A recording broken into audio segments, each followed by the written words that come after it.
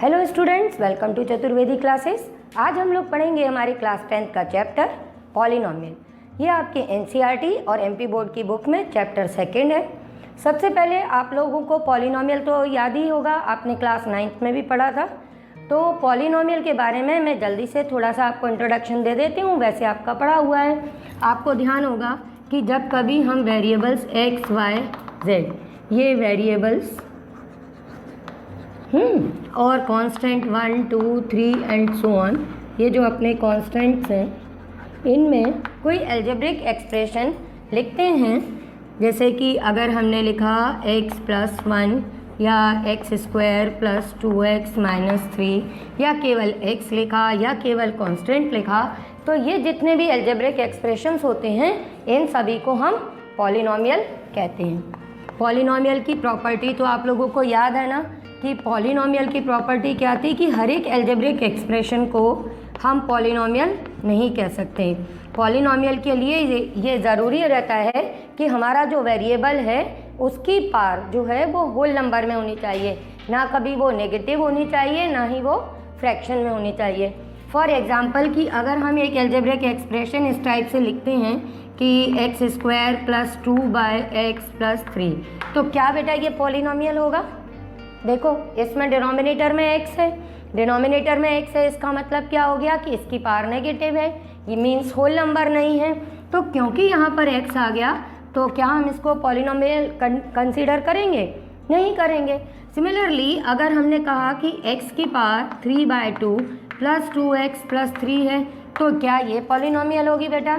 ये भी नहीं होगी, क्योंकि यहाँ पर ये पावर देखो होल नंबर में नहीं है, फ्रैक्शन में है, तो इसको भी नहीं कंसीडर कर सकते।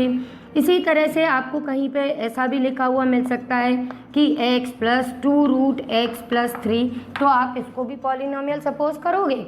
नहीं करोगे। क्यों? क्योंकि यहाँ पर x की पावर कैसी आ गई बेटा? हमने देख लिया रेशनल में है।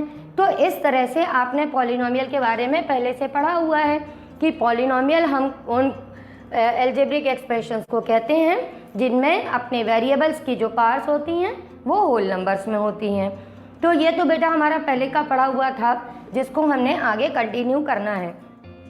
अब हमको एक चीज़ और अगर याद हो तो वो है हमारी degree of polynomial. Degree of polynomial याद है? डिग्री ऑफ पॉलिनोमियल क्या होता है? डिग्री ऑफ पॉलिनोमियल जो हमारे वेरिएबल्स होते हैं उनकी हाईएस्ट पावर होती है, उसको डिग्री ऑफ पॉलिनोमियल कहते हैं। जैसे कि ये हमारी एक पॉलिनोमियल है और इसमें 1 वेरिएबल में है x में, इसलिए हम इसको px से रिप्रेजेंट कर रहे हैं। तो यहाँ पर ध्यान दो कि ये मेरा जो वेरिएबल है इसकी कोई पावर नहीं लिखी, दैट मीन्स इसकी पावर क्या होगी बेटा? 1 होगी। समझ रहे हो? यहाँ पर x की पावर क्या होगी बेटा? x की पावर 1। तो इसलिए इस पॉलिनोमियल की अगर हमसे डिग्री पूछी जाएगी तो डिग्री ऑफ px इस केस में क्या हो जाएगी? 1। डिग्री का मतलब तो समझ गए ना कि डिग्री का मतलब क्या है कि अगर हमसे कोई डिग्री ऑफ पॉलिनोमियल फाइंड करने के लिए कह रहा है तो इसका मतलब है कि हमको क्या फाइंड करना है? हमको फाइंड करना है हाईएस्ट पावर ऑफ वेरिएबल। जो भी वेरिएबल आप x, y, z, t जो भी लिखा होगा वो देखना है। तो यहाँ पर डिग्री ऑफ पॉलिनोमियल अपनी क्या आ गई बेटा? 1। अब इस केस में देखो, इस केस में अपने पास में हाईएस्ट पावर क्या दिख रहा है? यहाँ 2 है, यहाँ 1 है और यहाँ पर 0 है, तो हाईएस्ट पावर क्या है? 2। तो डिग्री ऑफ px अगर आप फाइंड करोगे तो आपके पास में क्या आ जाएगा? 2। अब आपसे इसकी डिग्री निकालने के लिए कहा जाए तो यहाँ पर भी फिर वही चीज़ आएगी कि डिग्री कुछ भी नहीं है, तो हम क्या ले लेंगे बेटा? यहाँ पे डिग्री ऑफ पॉलिनोमियल हमारी हो जाएगी 1। अब यहाँ की डिग्री के बारे में बात की जाए तो यहाँ की डिग्री क्या होगी बेटा? थोड़ा सा सोचो। जब हमने लॉ ऑफ एक्सपोनेंट पढ़े थे तो हमने क्या देखा था कि अगर हमारे पास में कोई भी नंबर हो, कोई भी वेरिएबल हो, अगर उसकी पावर अगर हम 0 कर दें तो उसकी वैल्यू क्या होती है? 1। तो इस केस में इसके वैल्यू क्या आ गई? x की पावर हमने लिख दिया 0, तो इससे हमको पता चल गया कि डिग्री ऑफ px क्या हो गई? 0।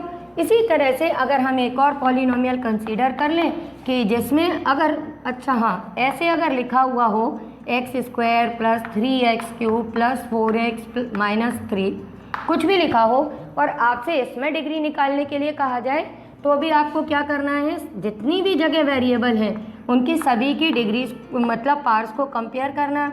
यहाँ 1 है, यहाँ 3 है, यहाँ 2 है, तो यहाँ पर आपकी डिग्री कितनी हो जाएगी बेटा, यहाँ पे डिग्री हो जाएगी आपकी 3 पॉलिनोमियल की। तो इस तरह से हमने डिग्री ऑफ पॉलिनोमियल पढ़ ली। डिग्री ऑफ पॉलिनोमियल पढ़ने के बाद हमने देखा कि अलग अलग पॉलिनोमियल हैं तो उनकी अलग अलग डिग्रीज हैं। तो डिग्री के बेस पर हमने टाइप्स ऑफ पॉलिनोमियल को डिफाइन किया। हमने कहा कि जिन पॉलिनोमियल्स की डिग्री हमारी 0 होगी ऐसी पॉलिनोमियल्स का हमने नाम क्या लिखा कि ये पॉलिनोमियल्स कहलाई हमारी कांस्टेंट पॉलिनोमियल, या इनको कहा गया 0 पॉलिनोमियल। ठीक है, जिनकी डिग्री 0 थी वो हमारी कांस्टेंट पॉलिनोमियल थी या हमारी 0 पॉलिनोमियल थी। फिर जिनकी डिग्री हमारी 1 थी ऐसी पॉलिनोमियल्स का नाम था लीनियर पॉलिनोमियल। यह आप लोगों ने पढ़ा हुआ होगा, मैं इसको इसलिए जल्दी जल्दी करा दे रही हूँ। तो डिग्री 1 वाली पॉलिनोमियल का नाम लीनियर पॉलिनोमियल। अब जिनकी डिग्री 2 है, जिनकी डिग्री 2 है ऐसी पॉलिनोमियल्स को हम क्या कहते हैं, क्वाड्रेटिक पॉलिनोमियल। और जिनकी डिग्री 3 होती है उनको कहा जाता है क्यूबिक पॉलिनोमियल। तो यह आपको समझ में आ गया कि टाइप्स ऑफ पॉलिनोमियल डिग्री के बेस पर हम कितनी तरह से पढ़ते हैं। अपने सिलेबस में क्यूबिक तक है। मैं आपको एक तरह की और बता देती हूँ, अगर डिग्री 4 हो तो उनको बाय क्वाड्रेटिक पॉलिनोमियल कहा जाता है। अब ये तो बेटा टाइप हो गए। अब इनके स्टैंडर्ड फॉर्म के बारे में बात की जाए कि अगर कहीं पर हमारे पास में कोई पॉलिनोमियल है और हम ये कह रहे हैं कि उसकी डिग्री 0 डिग्री है, 0 डिग्री वाली जो पॉलिनोमियल होगी उसका नाम क्या लिखेंगे हम, जैसा कि हमने कहा कि वो हमारी कांस्टेंट पॉलिनोमियल है। तो कांस्टेंट पॉलिनोमियल का स्टैंडर्ड फॉर्म हमेशा होगा px = a, मीन्स कोई भी अपना कांस्टेंट वैल्यू हो सकती है। अब हमने दूसरी तरह की जो पॉलिनोमियल पढ़ी, दूसरी तरह की पॉलिनोमियल थी जिनकी की डिग्री क्या थी, डिग्री 1। डिग्री 1 वाली पॉलिनोमियल्स को हमने कहा था कि ये हमारी कैसी पॉलिनोमियल्स होती हैं, लीनियर पॉलिनोमियल होती हैं। और इनका स्टैंडर्ड फॉर्म हमारा क्या होता है, ये px होता है ax + b के फॉर्म का। ax + b का मतलब ये हो गया कि हमने ये कह दिया कि यहाँ पर कोई भी a और b जो है, ये x तो बेटा वेरिएबल में काउंट होगा और ये a और b हैं ये हमारे कांस्टेंट हैं। ठीक है, और ये कांस्टेंट कोई भी रियल नंबर हो सकता है, कैसा भी रियल नंबर हो सकता है।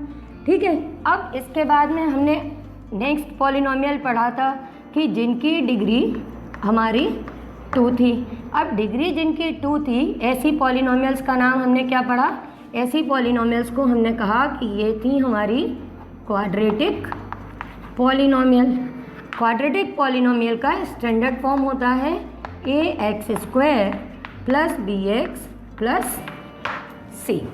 ठीक है, और यहाँ पर भी जो हमारे a, b एंड c हैं ये सभी क्या है, a, b, c हमारे रियल नंबर्स हैं।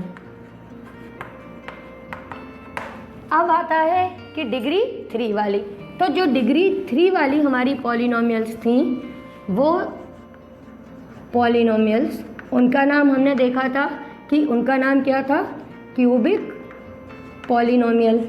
और जो क्यूबिक पॉलिनोमियल होती हैं उनका स्टैंडर्ड फॉर्म होता है ax³ + bx² + cx + d। ठीक है, और इनके जो a b c d हम ले रहे हैं, ये a b c d क्या होंगे, अब आपको समझ में आ ही गया होगा कि ये सभी हमारे क्या होते हैं, रियल नंबर्स। तो इस तरह से हमको बेसिकली इन सभी पॉलिनोमियल्स के बारे में पढ़ना है। इनके ज़ीरोज़ कैसे फाइंड किए जाएंगे, इनकी वैल्यूज़ कैसे फाइंड की जाएंगी। और एक पॉलिनोमियल और जो मैं आप लोग को बताने वाली थी वो है कि जिनकी डिग्री 4 हो ऐसी पॉलिनोमियल्स को कहा जाता है बाय क्वाड्रेटिक पॉलिनोमियल। ठीक है बेटा, और इनका स्टैंडर्ड फॉर्म जब आप लिखोगे तो उसमें ये होगा ax to the power 4 plus bx cube plus cx square plus dx plus e। ठीक है, और ये ABCD आपके रियल नंबर्स होंगे। सबसे ज़्यादा ज़रूरी होता है कि हम कोई भी टॉपिक शुरू कर रहे हैं तो उसके बेसिक्स पता हों कि हम पढ़ने क्या वाले हैं। हम पढ़ने वाले हैं पॉलिनोमियल। कितनी तरह की पॉलिनोमियल पढ़ने वाले हैं, वो है हमारी ये सारी पॉलिनोमियल्स की constant polynomial, linear, quadratic, cubic and by quadratic. ठीक है, अब ये सारी की सारी पॉलिनोमियल तो मैंने आपको बता दी कि पॉलिनोमियल्स क्या होती हैं और ये कितनी तरह की होती हैं। अब एक चीज़ और हम लोगों ने 9th में देखी थी, वो ये थी कि अगर कोई पॉलिनोमियल है और उसकी हम वैल्यू फाइंड करें तो कैसे करते हैं। मान लेते हैं कि हमारी एक पॉलिनोमियल है 2x square plus 3x minus 4। ठीक, और अगर मैंने आपसे कहा कि आप इसकी x इज इक्वल टू 2 के लिए वैल्यू फाइंड करो, तो आप वैल्यू कैसे फाइंड करोगे px की। आप क्या करोगे, px को रिप्लेस कर दोगे 2 से और ये वैल्यू निकाल दोगे।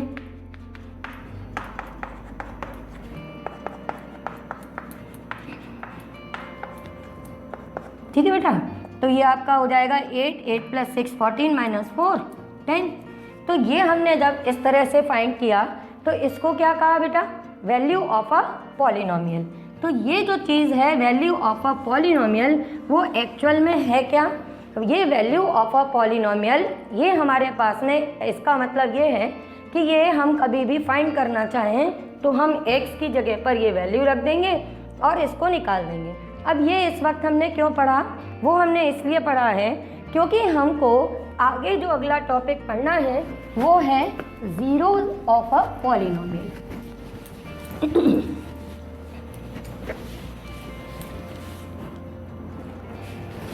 अब हमारा नेक्स्ट टॉपिक है zero of a polynomial. Actual में ज़ीरो ऑफ अ पॉलिनोमियल क्या होता है, ज़ीरो ऑफ अ पॉलिनोमियल होता है रियल नंबर। ये बेटा पहले अपन डिफाइन कर लें, रियल नंबर ए, क्योंकि अगर आपके पास में डेफिनेशन होगी तो आप अच्छे से उस चीज़ को रिलेट भी कर पाओगे कि हम क्या पढ़ने वाले हैं। तो हम लिख देंगे real number a is a zero of real number a is zero of a polynomial if and only if, ये if and only if p a is equal to zero. कुछ याद आया, ये भी हमने 9th में किया है कि अगर किसी पॉलिनोमियल का हमने कहा कि ज़ीरो किसी नंबर को हम कब कहते हैं, जब उस वैल्यू को पुट करने पर हमारे पास में आंसर क्या आ जाए, ज़ीरो। तो इसीलिए हमने वैल्यू ऑफ ए पॉलिनोमियल पढ़ा था। इससे हमें ये पता चलता है कि अगर हमने किसी भी एक्स की वैल्यू के लिए या वेरिएबल के लिए जो हमारे पास में गिवन वैल्यू है उसको फाइंड किया, पॉलिनोमियल की वैल्यू को, वेरिएबल की वैल्यू के लिए पॉलिनोमियल की वैल्यू को फाइंड किया, और अगर वो वैल्यू रखने पर, ठीक है, वेरिएबल की वैल्यू रखने पर हमारे पॉलिनोमियल का आंसर ज़ीरो आ जाता है, तब हम उसको ज़ीरो ऑफ अ पॉलिनोमियल कहते हैं। जैसे कि हम लोग ने पहले पढ़ा था कि अगर हमने ये लिखा P x is equal to x square minus 3x plus 2, ठीक है। अगर यहाँ पर हम P1 फाइंड करें तो ये आपका क्या हो जाएगा, 1 स्क्वायर 3 इंटू 1 प्लस 2, तो ये आ गया 1 माइनस 3 प्लस 2, तो ये आपका आंसर क्या आ गया, 0। तो जब हमने पॉलिनोमियल की वैल्यू फाइंड की x इज इक्वल टू 1 के लिए, तो आंसर क्या आ गया बेटा, 0। तो इसलिए यहाँ पर हम क्या कह देंगे कि ज़ीरो ऑफ द पॉलिनोमियल हमारा क्या है, 1 है। ये बात समझ में आ गई। तो हमको धीरे धीरे अपने टॉपिक के अंदर जाना है कि पहले पॉलिनोमियल को समझा है, फिर उसके बाद में उसके टाइप्स को समझा, फिर वैल्यू ऑफ ए पॉलिनोमियल समझी, अब उससे हमने ज़ीरो ऑफ अ पॉलिनोमियल तक पहुंच लिया। ठीक है बेटा, आपको इतना समझ में आ गया होगा। तो बेटा ये सारे बेसिक्स आपके क्लियर हो गए। अब आगे की डिटेल्स के लिए आप नेक्स्ट वीडियो देखना, उसमें मैं आगे की सारे इंट्रोडक्शन आपको दूंगी। जिसमें आपको ग्राफ ऑफ अ पॉलिनोमियल बता दूंगी, इनका ज्योमेट्रिकल मीनिंग बता दूंगी। फिर भी अगर आपको कोई डाउट हो तो वीडियो के एंड में मेरे नंबर से आप मेरे से डिस्कस करो बेटा।